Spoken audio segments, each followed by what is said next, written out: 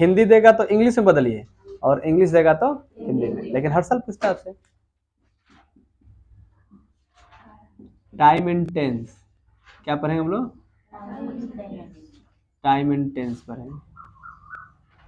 अगर बात करते हैं तो टाइम का मतलब क्या होता है? समय। और आपके पास हो जाता है इसका काल। क्या होता है? समय और काल। ठीक है। ऐसे टेंस का भी हिंदी समय होता है, और टाइमों का हिंदी क्या होता है? समय होता है। आगे समझो ना, टाइम का भी हिंदी क्या होता है? समय, और टेंस का भी हिंदी समय होता है। टाइम एंड टेंस बोलते हैं, यानी समय और काल बोलते हैं, समय और काल बोलते हैं। तो टेंस का हिंदी भी क्या होता है?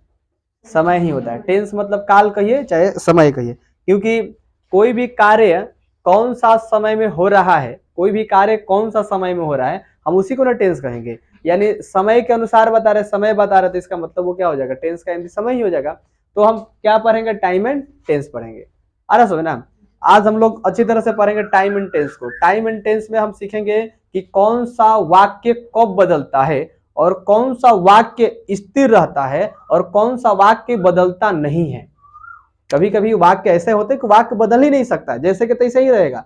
तो कोई कोई वाक्य बदलता है, कोई कोई वाक्य स्थिर रहता है, और कोई कोई वाक्य चुलबुल रहता है। देखते हैं, चुलबुल मतलब हमेशा चलते रहते हैं। और कोई कोई वाक्य ऐसा होता है कि कभी बदलेगा नहीं, कभी बदलता है, कभी स्थिर रहता है, तो कभी चुलबुल उठता गिरता रहता है। यानी कई तरह से वाक्य को सीखेंगे, यानी सभी तरह के वाक्य को हम सिर्फ समझ जाएंगे तो समझे हमको टेंस ऑफ पकड़ हो जाएगा। आ रहा है समझना? तो हम यहाँ पर सीखते, देखिए टेंस।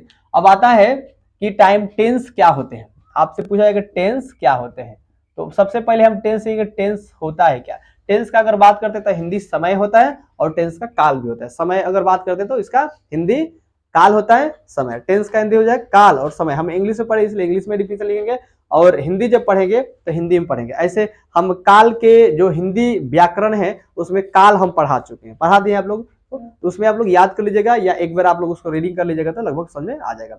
आज हम लोग पढ़ रहे हैं इंग्लिश टेंस पढ़ेंगे। ठीक है, आप टेंस का डिफिनेशन लिखिए। टेंस जो होता है क्या होता है? The change in verb according to the time. जब हम बदलते हैं वर्ब को, यानी वर्ब को देखते हैं जब कभी भी क्रिया आपका बदलता है, और क्रिया जब बदलता है तो उसका एक समय होता है। क्रिया जब बदलेगा तो उसका क्या होगा? एक समय होगा। जैसे अभी हम सब लिख रहे हैं, और आप लोग लिख रहे हैं, वो लिख रहे हैं, चाहे अन्य, हमने बोले कि मैं पढ़ता हूं, मैं पढ़ रहा हूं, या मैं पढ़ूंगा, या पढ़ने को अन्य प्रकार से हमने बोले, हमेशा क्रिया चेंज हुआ ना। सेंटेंस आपका वही था, सेंटेंस में बदलाव हो रहा है, यानी क्रिया के कारण, वर्ब के कारण बदलाव हो रहा है। तो सिंपल समझिएगा, टू चेंज इन वर्ब, यानी जब आपके पास वर्ब चेंज हो रहा है, वर्ब को क्या करें? चेंज करें। तो जब वर्ब चेंज हो रहा है तो किसके अनुसार चेंज हो रहा है? तो टाइम के अनुसार, अकॉर्डिंग टू टाइम। यानी टाइम के अनुसार वर्ब क्या हो रहा है? चेंज हो रहा है। तो सिंपल बोलेंगे टू चेंज वर्ब, यानी अकॉर्डिंग टू टाइम। किसके अनुसार वर्ब चेंज हो रहा है? टाइम के अनुसार, यानी समय के अनुसार क्या हो रहा है? हमारा जो वर्ब है वो बदल रहा है। यानी वर्ब यानी क्रिया समझते हैं जिसके अंत में ना रहता है, जैसे पढ़ना, बोलना, टहलना, चलना, ना, तो क्या कहलाता है? वो सब वर्ब कहलाता है जिसके अंत में ना रहता है। जैसे अगर हम इंग्लिश की बात करते हैं तो आपको जाना, खाना, ये सब पता, आप गो बोलते हैं ना, गो बोलते हैं नहीं बोलते हैं, ऐसे करके आप बोलते हैं। बहुत सारा रीड बोलते हैं जिससे पढ़ना होता है। आप इंग्लिश में भी अभी वर्ब की चर्चा करेंगे, लेकिन आप वर्ब पढ़ चुके हैं, वर्ब आप लोग पढ़े जो क्रिया पढ़े होंगे। आप सिंपल समझिए कि जिसके अंत में ना होता है ना, जैसे पढ़ना, लिखना, बोलना, ऐसे तो इंग्लिश इसका ट्रांसलेट बोले जैसे गो हो गया, होता है ना आपको, तो ये सब चीजें, जैसे रीड हो गया, ये सारी चीजें क्या होते हैं? वर्ब होते हैं। तो वर्ब बदलेगा कि नहीं बदलेगा? वर्ब बदलेगा ना। वर्ब बदलेगा तो किसके अनुसार बदलेगा?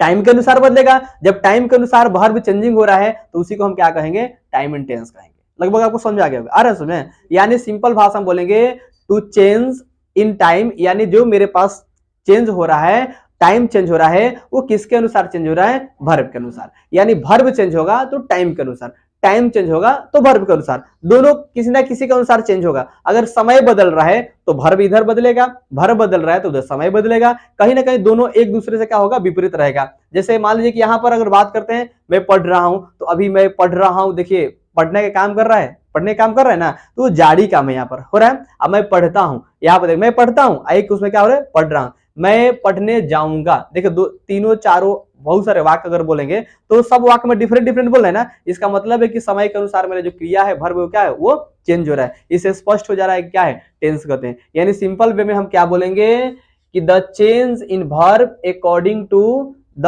आपका यहाँ पर सिंपल बोलेगा अकॉर्डिंग मतलब किसके अनुसार, यानी कि किसके अनुसार कर रहे हैं, तो अकॉर्डिंग टू द टाइम, किसके अनुसार कर रहा है, टाइम के अनुसार, समय के अनुसार क्या हो रहा है, समय के अनुसार बदल रहा है। यानी हम चेंज करते हैं जब वर्ब को तो किसके अनुसार, समय के अनुसार। तो यहाँ पर सिंपल वे में बोलेंगे उसे टाइम एंड टेंस कहते हैं।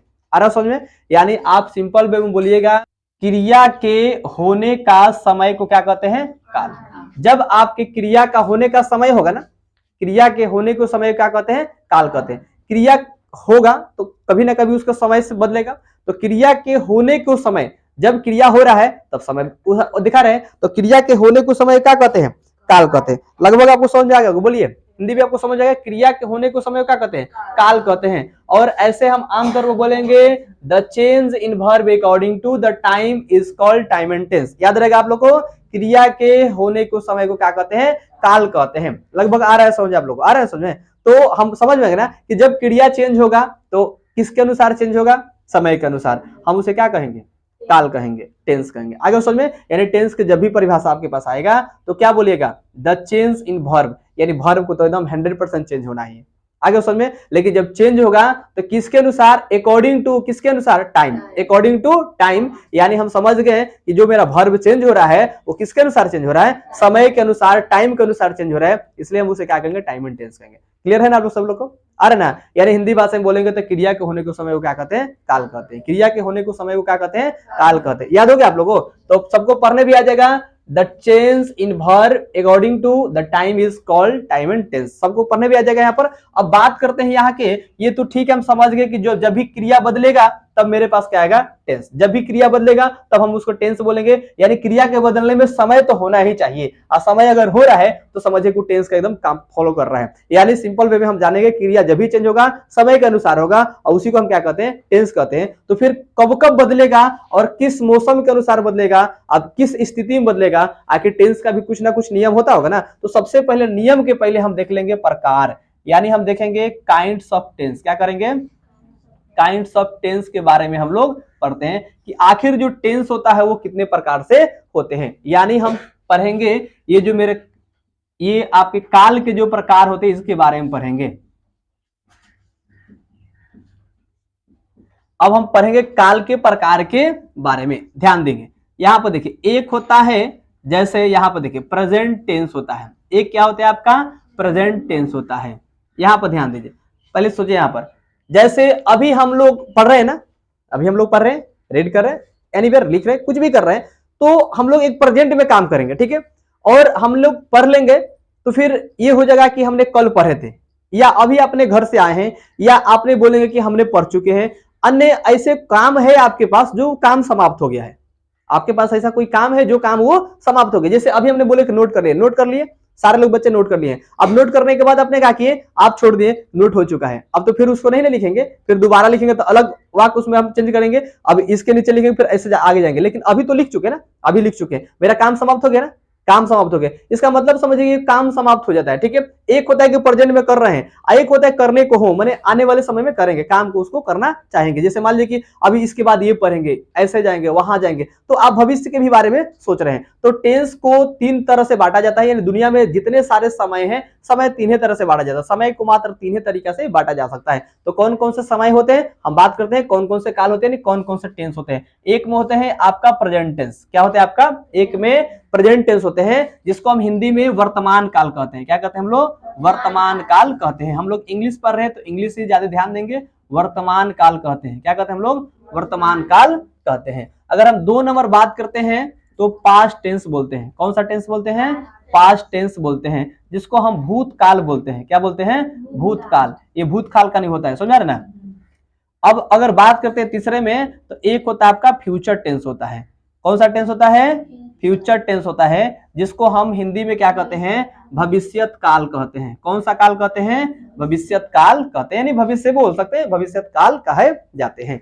आगे समझ में, तो हमारे पास जो टेंस की संख्या है, वो टेंस की कितनी संख्याएं हैं, 3 गो संख्याएं होती हैं। आगे समझ में, एक हो जाता है आपको कौन सा टेंस, प्रेजेंट टेंस, ठीक है। एक हो जाता है आपको कौन सा, पास्ट टेंस।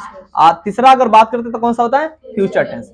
यानी आपको प्रेजेंट टेंस का मतलब प्रेजेंट में वर्क होना चाहिए, समय के अनुसार अगर बदलता है अगर कोई भी क्रिया बदलता है तो कोई दिक्कत नहीं, आपको सिर्फ सोचना है कि वो क्रिया जो बदला है तो समय कौन सा है, अभी हो रहा है या फिर होने को दिखा रहा है समय, या फिर ऐसे समय दिखा रहा है कि खत्म हो गया। आप समय पर ध्यान दीजिए, क्रिया तो चेंज होते रहेगा, हमेशा हमेशा क्रिया चेंज होगा, लेकिन आप समय पर फोकस करिए कि समय आखिर लेकर कहां जा रहा है। तो अभी बात करेंगे इसमें प्रेजेंट टेंस के। तो प्रेजेंट टेंस जो होते हैं ये बता रहे कि प्रेजेंट में वर्क होना चाहिए, वर्क होगा, काम होगा, जो क्रिया हमारे काम करेगी कौन समय काम करेगी, प्रेजेंट में, अभी के समय में काम करेगी। पास्ट का मतलब होता है भूतकाल, जो काम बीत जाता है, जो काम क्या हो गया, बीत गया होगा। और फ्यूचर की बात करते हैं तो आने वाले समय को कहते हैं, आने वाले समय को कहते हैं। तो पहले हम थोड़ा सा देखते हैं कि आखिर प्रेजेंट टेंस होता क्या है, इसके बाद हम सीखेंगे। जैसे आपको टेंस के बहुत सारे डिफिनेशन होता है, आप किसी भी तरीका से आप याद कर सकते हैं, लेकिन टेंस आप समझ सकते हैं और उसको जब भी समझेगा तो प्रयोग में आप हमेशा ला सकते हैं। लेकिन आप रट जाना, याद कर लेना और दो चार एग्जाम्पल बना लेना, बहुत सारे ये आप लगभग क्रिया दैनिक जीवन में होती रहती है।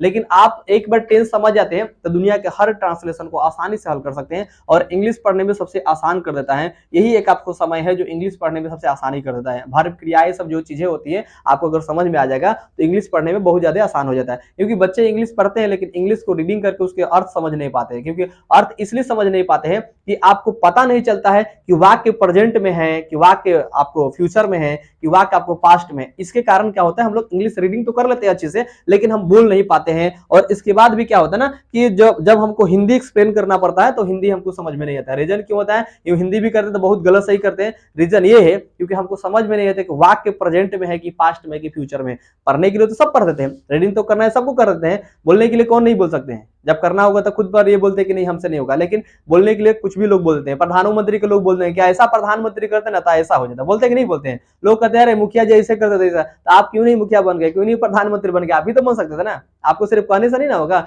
जो बने वो खुद जानते हैं क्या हमें करना चाहिए, कैसे बनना चाहिए, क्या चीज करना चाहिए, नहीं करना चाहिए, सब उसको पालन है। लेकिन हम लोग क्या करते हैं, हम लोग रीडिंग कर लेते हैं। रीडिंग करने के बाद क्या होते हैं, जब हिंदी एक्सप्लेन की बात आती है हम लोग नहीं कर पाते। रीजन क्या है, रीजन ये है कि हम लोग पता नहीं कर पाते हैं कि वाक्य जो दिया है मेरे पास वो वर्तमान में काम कर रहा है या भूतकाल में काम कर रहे हैं या भविष्यत काल में काम कर रहे हैं, यही पता नहीं होता, जिसके कारण रीडिंग करते थे लेकिन हमको हिंदी एक्सप्लेन करने नहीं आता है। तो हम टेंस के बाद हम सीखेंगे, टेंस के बाद बहुत सारे अभी ग्रामर में भी बचा हुआ है जिसको हम सीखेंगे और आपको एक्सप्लेन करना सिखाएंगे, बहुत इजी में सिखा देंगे, जो बच्चे इंग्लिश पढ़ेंगे और खुद से क्या करेगा वहां से अपना भावार्थ निकालते चलेंगे। आ रहे समझ में ना। तो जहां तक ये उम्मीद है कि आपको समझ में आ गया कि प्रेजेंट टेंस, पास्ट टेंस और फ्यूचर टेंस। हम सीखेंगे कि आखिर प्रेजेंट टेंस क्या होता है। नंबर एक बात करते हैं कि आखिर प्रेजेंट टेंस होता क्या है।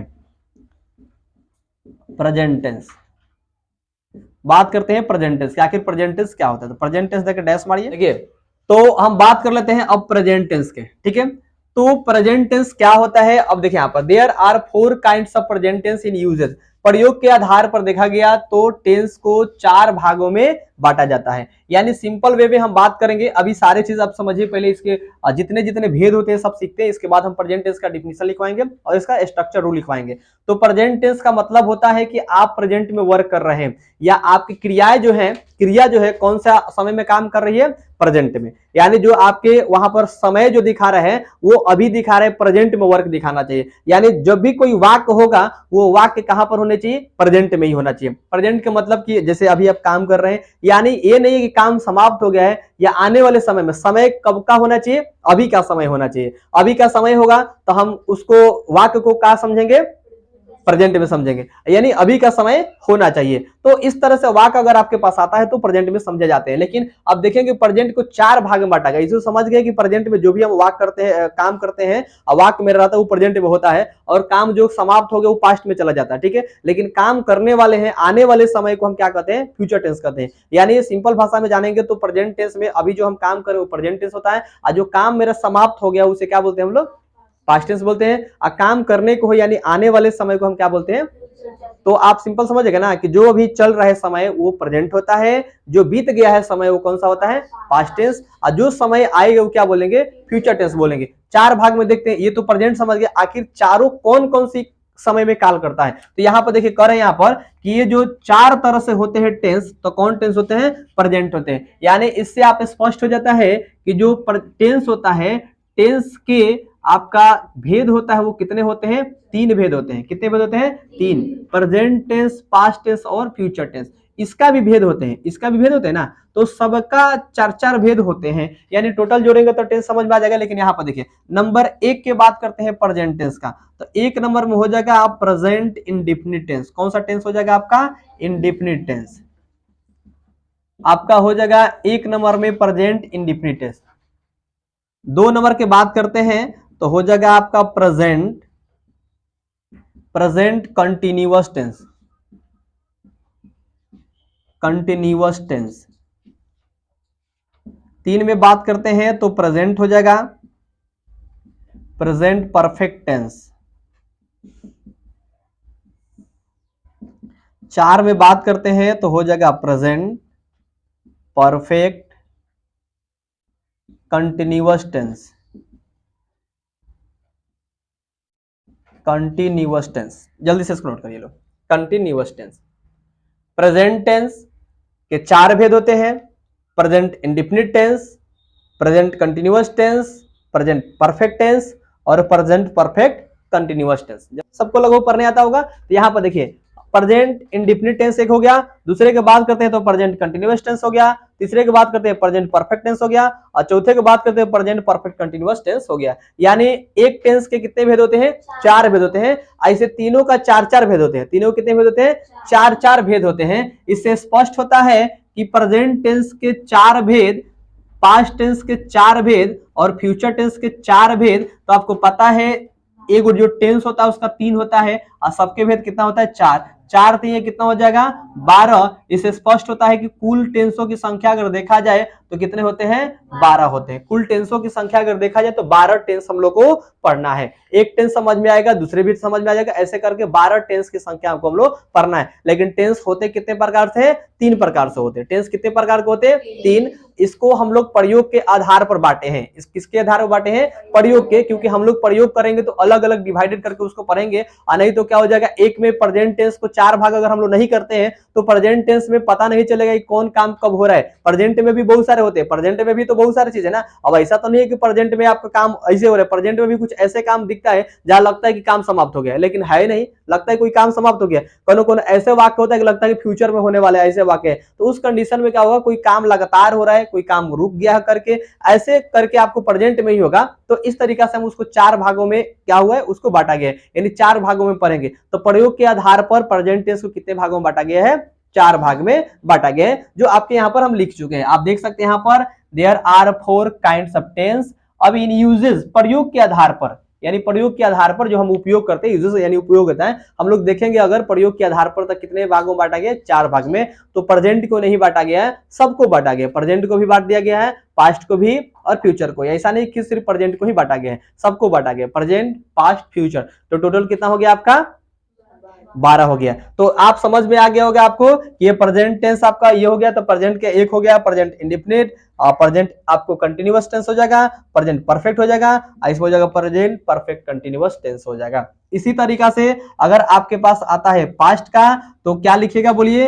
पास्ट का हो जाएगा इसमें पास्ट इंडेफिनिट टेंस, यानी प्रेजेंट की जगह क्या कर लेंगे हम लोग? लगा देंगे पास्ट। इंडेफिनिट टेंस रहेगा, यहाँ पर भी लगा देंगे पास्ट, ये भी रहेगा, यहाँ पर भी लगा देंगे पास्ट, ये भी रहेगा, यहाँ पर भी लगा देंगे पास्ट, ये भी रहेगा। तो 4 को पास्ट का हो गया। आ रहा है समझ आप लोग को? तो क्या लिखेंगे इसको? Past indefinite. क्या लिखेंगे हम लोग? Past indefinite tense. फिर लिखेंगे past continuous tense, past perfect tense और पास्ट क्या लिखेंगे? Perfect continuous tense. सेम उसी प्रकार से लिखेंगे फ्यूचर इंडेफिनिट टेंस, फिर लिखेंगे फ्यूचर आपको continuous tense, future perfect tense और फ्यूचर परफेक्ट कंटिन्यूअस टेंस। आगे समझ में? तो 4 तरीका से हम लोग सीखेंगे। डाउट है किसी को? हम लोग क्या करेंगे, प्रेजेंट के जगह पास्ट लगा देंगे तो पास्ट के लिए हो जाएगा, और पास्ट के जगह फ्यूचर को लगा देंगे तो फ्यूचर टेंस हो जाएगा। लगभग समझ में आ गया होगा? बोलिए, डाउट है किसी को? तो कुल टेंसों की संख्या हमारे पास 12 हो गया। प्रयोग के आधार पर टेंस पढ़ेंगे हम लोग 12। आ रहा समझ में? टेंस विद प्रेजेंट टाइम में हम देखेंगे। अब मेरे पास जो प्रेजेंट टाइम है, अभी का टाइम है, टेंस में देखेंगे कौन सा? प्रेजेंट टेंस को देखेंगे, यानी प्रेजेंट टाइम में किस किस तरीका से वाक्य को आता है, ये हम लोग देखेंगे। एक में प्रेजेंट इंडेफिनिट टेंस का, तो मेरे पास है subject plus V1 V5 plus आपका ऑब्जेक्ट आता है। ठीक है, आपको एक में देखना है यहाँ पर कि इंडेफिनिट टेंस है, प्रेजेंट इंडेफिनिट टेंस है। तो प्रेजेंट इंडेफिनिट टेंस में हम देखेंगे 4 तरह से भी बताए हैं आपको। अब 4 में से 4 तरीका से बनेगा, जैसे 4 तरीका से बनेगा। एक तो आपका अफर्मेटिव सेंटेंस हो जाएगा, एक निगेटिव हो जाएगा, एक दोनों को मिलाकर बोलेगा। तो इस तरह से वाक्य जब आएगा तो सबसे पहले हम बात करेंगे subject plus V1 plus V5 plus क्या हो जाएगा ऑब्जेक्ट। यानी एक नंबर हमारा जो स्ट्रक्चर से रूल है वो देखेंगे subject plus V1 plus V5 और क्या हो जाएगा आपका ऑब्जेक्ट। तो जहां पर जो लगे, हो सकता है कि V1 का जरूरत हो तो V1 लगाएंगे और V5 की जरूरत होगा तो V5 लगाएंगे। जैसे मान लीजिए कि अगर V5 लगाते एस और ES लगाते हैं ना, एस लगाते तो आपको क्या हो जाता है, वर्ब का पांचवें रूप हो जाता है। नॉर्मल एक, जैसे हम लोग गो बोले हैं, गो, तो क्या हो जाएगा आपका वर्ब का पहला रूप बोलेंगे। लेकिन अगर हम एस ES लगाते हैं, गोज लगा देते हैं, तो उसमें वर्ब का मेरा कौन सा रूप हो जाता है आपका, वो चले जाते हैं, कौन सा रूप आपका, पांचवें रूप में चले जाते हैं। तो आप इसमें समझिए कि वर्ब का पांचवा रूप होता है, एस ES लगाकर बनाते हैं वो पांचवा रूप होता है। आप पहला रूप जो जैसे वाक्य नॉर्मल होते हैं वो पहला ही रूप होता है। लेकिन यहाँ पर ध्यान देंगे, अब कह रहे कि इसमें क्या करेंगे, दो में डू डॉज, यहाँ पर डू भी आएगा डॉज भी आएगा, इसके बाद डू डॉज पहले रहेगा, तब सब्जेक्ट, तब वर्ब का पहल का रूप, और तब क्या करेंगे ऑब्जेक्ट लगाएंगे, व्हाट भी लगाएंगे।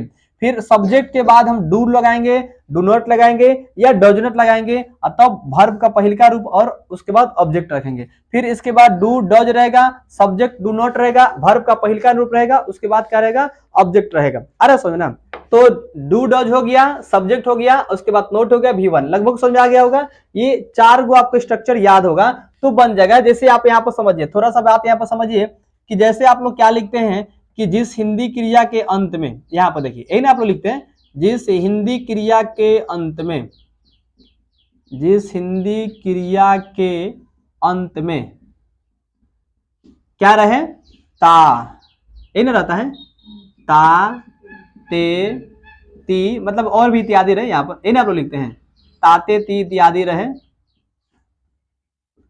तो उसे क्या कहते हैं हम लोग,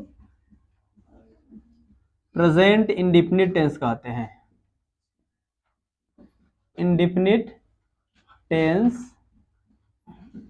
कहते हैं, क्या कहते हैं उसे हम लोग, प्रेजेंट इंडिफिनिट टेंस कहते हैं।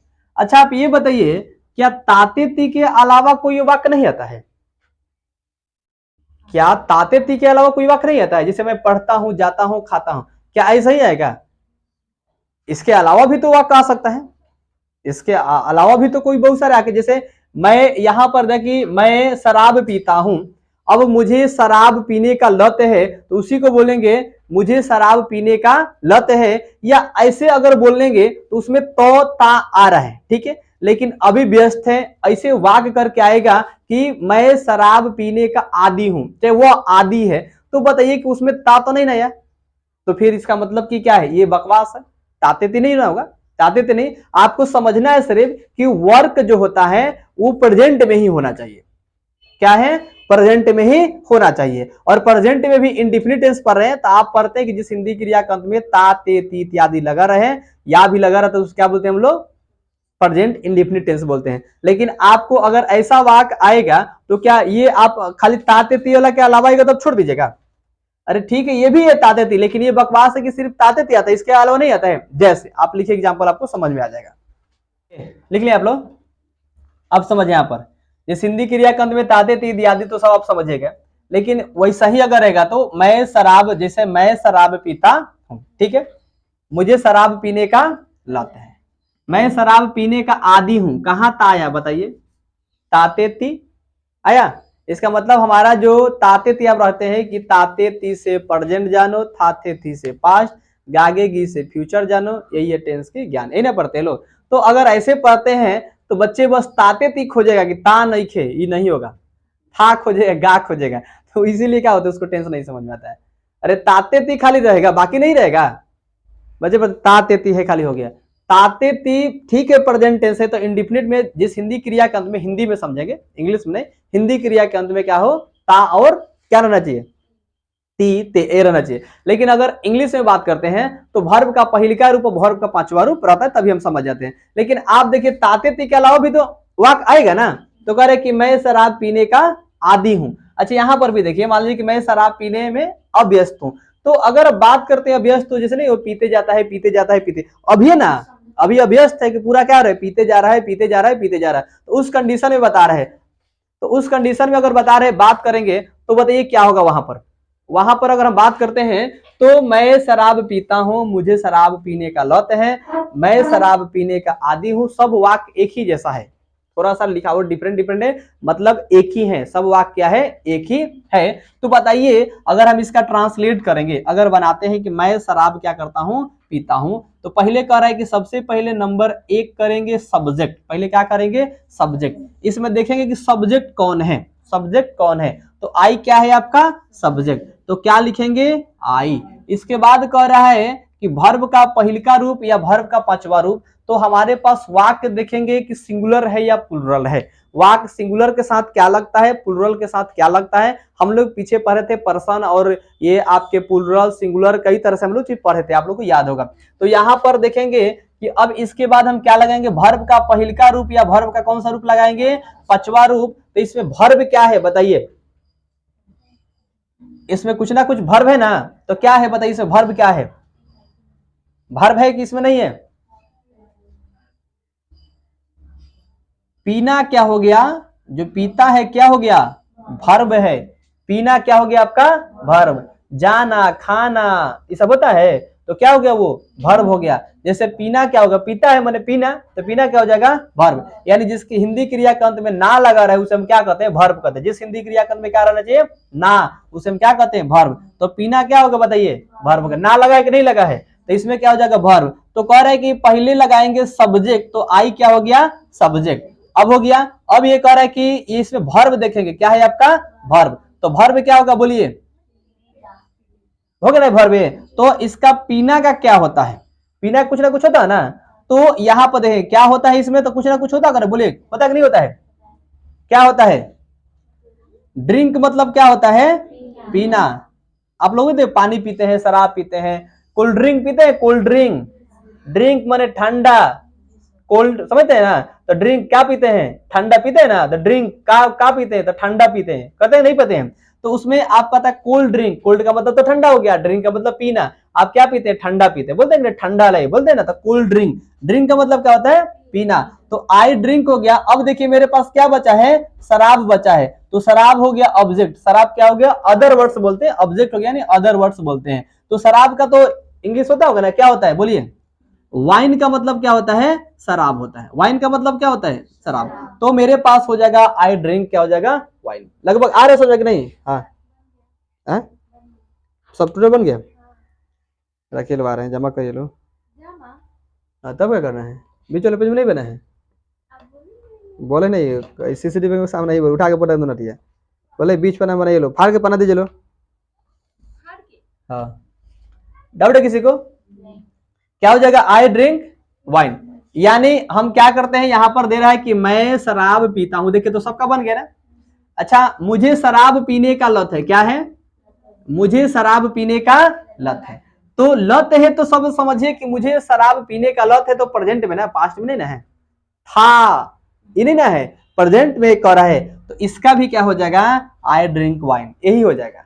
अगर बोलते हैं कि मैं शराब पीने का आदी हूं, ताते तो नहीं इसमें, करे आदी हूं, कौन से वाक्य में है, प्रेजेंट में है, जो हमारा टेंस है, काल है, समय है, किसमें है, प्रेजेंट में कर रहा है, इसका मतलब हो जाएगा आई ड्रिंक वाइन हो जाएगा। अगर मैं शराब पीने का अभ्यस्त हूं, ये अभ्यस्त तो करें यहाँ पर, तभी क्या हो जाएगा आई ड्रिंक वाइन, यानी सबका क्या हो जाएगा एक ही हो जाएगा। इसलिए आपका ताते से काम नहीं चलेगा, सब आप समझिए सिर्फ वाक्य किसमें है, प्रेजेंट में होगा, तब आप 100% आप टेंस को क्लियर कर लीजिएगा। आ रहे समझ में ना आपको, तो इसमें आपको समझ में आ गया होगा कि मैं क्या हूं, यहां पर दे रहा है कि मुझे शराब पीने का लत है या मैं शराब पीने का आदी हूं, मैं शराब पीता हूं, पानी शराब जो भी बोलिएगा, शराब बहुत प्रचलित हो गया, इसलिए हम यहाँ पर चर्चा करें। अब आप लोग जाके ट्राई मत करिए कि पी के देखते हैं कि टेंस बन रहा है कि नहीं बने, टेंस ना बने तुम्हें बन जीवा, बुझा रहे ना। तो इसको, ये अल्कोहल है, इसमें बहुत ज्यादा मात्रा रहता है, जिससे आपको क्या होता है किडनी लिवर अन्य बहुत सारी चीजें खराब कर दे, इसलिए क्या है कि इसको आप कभी भी लत में आने मत दीजिएगा। नहीं लत आप छोड़िए, आपको गलती से भी मतलब चला जाएगा तो समझिए गलती कर देगा वो।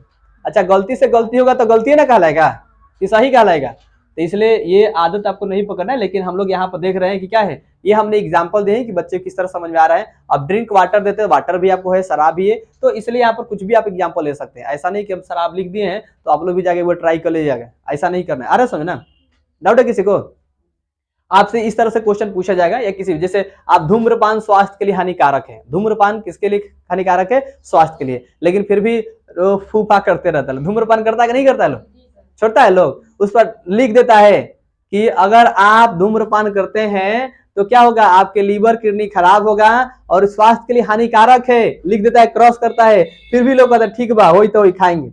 लिखा रहता है नहीं लिखा रहता है? वो डायरेक्ट बोलता है कि इस जो गेम आप खेल रहे हैं या गेम देख रहे हैं, ये गेम में बहुत जोखिम है, कृपया सावधानी से खेले, इसका लत भी लग सकता है। तो कहता है कि नहीं कहता है? लत लग सकता है, इसका जिम्मेवारी सेम आप होंगे, और फिर भी लोग गेम खेल के लत लगा लेते हैं। खेलते कि नहीं खेलते हैं? तो सब अपना जिम्मेवारी हटा लेता है, लोग उसी काम करते हैं। वैसा ही होता है लगभग इस संसार में, बहुत सारी चीजें ऐसे हैं जो बच्चे को क्या करिएगा, कहिएगा कि नहीं करना है तो वही काम करेगा। तो कुछ बच्चे ऐसे होते हैं जो बोलेगा कि नहीं करना है तो ही करना, तो उसको ऐसा ही कहा जाता है, ये नहीं करना है, उसको करवाना होता है तो वो कर लेता है। ऐसा होता है ना, बहुत सारे होते हैं। लेकिन आपको समझ में आ गया होगा कि जिस हिंदी क्रिया के अंत में ताते ती रहता है, वो तो आप प्रेजेंट इंडेफिनिट बोलबे करते हैं, लेकिन वो बकवास है। आपको सिर्फ वाक्य समझ रहे हैं कि प्रेजेंट में क्या, यहाँ पर आदि है तो ता है, नहीं ना है तो क्या है, आप जैसे समझते वैसे समझिए, लेकिन वाक्य कहां पर होना चाहिए? प्रेजेंट में ही होना चाहिए। लगभग आपको समझ में आ गया होना, ताते ती से ही काम नहीं चलेगा, और आपको सिर्फ वाक्य समझना है कि कहां पर है, प्रेजेंट में होना चाहिए। ये सभी वाक्य कहां पर है? प्रेजेंट में है। प्रेजेंट इंडेफिनिट टेंस हो गया, और प्रेजेंट इंडेफिनिट आपका स्ट्रक्चर हो गया। अब ये वाक्य आप कैसे समझिएगा कि प्रेजेंट इंडेफिनिट टेंस में है? ऐसे वाक्य आएगा तो क्या करेंगे आप, इसको समझिए। ये जो वाक्य है, ये जो वाक्य होता है हैबिटेड वाक्य है। हैबिट, आपके पास जो हैबिट अगर बन जाता है तो क्या हो जाएगा, वो आपके वाक्य इस तरह से ही बनेगा, जैसे हैबिटेड वाक्य में आता है। अब हम बात करें कि आखिर हैबिटेड होता क्या है। जैसे बहुत सारे लोग को देखिएगा, कुछ हैबिचुअल एक्शन होता है कि वही काम करता है, बार बार शराब पीना, लत लगाना, जैसे खेलना, बहुत सारी चीजें ना, तो उसको हैबिटेस बोलते हैं। तो क्या हो जाएगा, आप पर लिखेंगे प्रेजेंट टेंस इन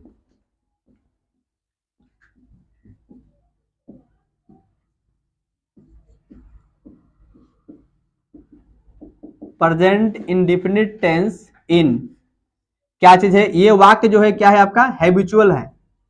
हैबिचुअल एक्शन इसमें दिखा रहे, क्या दिखा रहे हैं, एक्शन दिखा रहे, हैबिचुअल एक्शन है, यानी हैबिटेड ये सब वाक्य है। हैबिचुअल एक्शन ऐसा ही आता है, जैसे इसमें हैबिचुअल दिखा रहा है ना कि शराब पीने का लत है, गेम खेलने का लत है, पानी पीने का लत है, कुछ ना कुछ इसमें दिखा रहे लत है, तो इसमें आपका हैबिचुअल आके ऐसे वाक्य आएगा तो समझिएगा। कोई भी अगर आपके पास हैबिचुअल आता है कि करता है, जैसे शराब पीता है तो वही नहीं, गेम खेलता है, क्रिकेट खेलता है, क्रिकेट खेलने का आदी है, वो क्रिकेट खेलने में क्या है, आदी है, क्रिकेट खेलता है,